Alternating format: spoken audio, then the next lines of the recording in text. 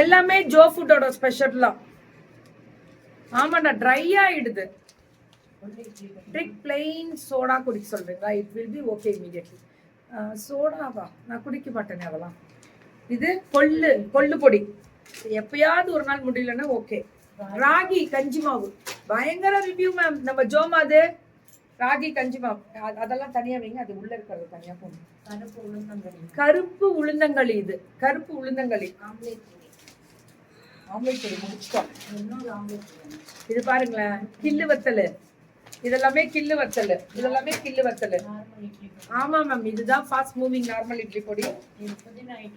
புதினா இட்லி பொடி, மல்லி இட்லி பொடி, அப்புறம் முருங்கை இட்லி பொடி. இதெல்லாமே ஜோ ஃபுட்டு மேம். நான் எனக்கு தெரிஞ்சு இப்பதான் அரைச்சுக்கிட்டே இருந்தாங்க கேட்கும் போது. கம்பு தோசை மாவு மேம் எவ்வளவு வேணுமோ மாச சாமானத்துல உங்களுக்கு ஒரு பட்ஜெட் போடுவீங்களா அது கிடைக்கும். இது நாட்டு மல்லித்தூள். மிளகாய் தூளும் நல்லா இருக்கும். இது அரிசி உப்புமாக்கு, பாசிப்பயிறு தோசை, பச்சை பயிறு, கருப்பு கவுனி அரிசி கஞ்சி. இப்ப நான் காமிச்சல புதினா மணத்தக்காளி. இது மணத்தக்காளி இட்லி பொடி. ரத்தசாலி கஞ்சி மேம். இது சைனீஸ் கேர்ள் மாதிரி இருக்காங்க போட்டு. என்ன நவ் பர்ஃபெக்ட்டா. தேங்க்யூ செல்லம். இது பெரண்டை வடகம்.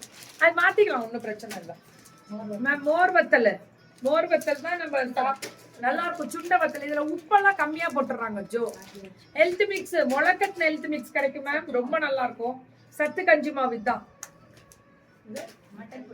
மட்டன் மசாலா சொன்னேன்ல. இப்ப 500 ரூபாய்க்கு வாங்கினாலே சவுத் இந்தியா ஃப்ரீ ஷிப்பிங் வந்துருது. ஒரு பாக்கெட் ஒன்னு வாங்கினாலே சவுத் இந்தியா ஃப்ரீ ஷிப்பிங் தான்.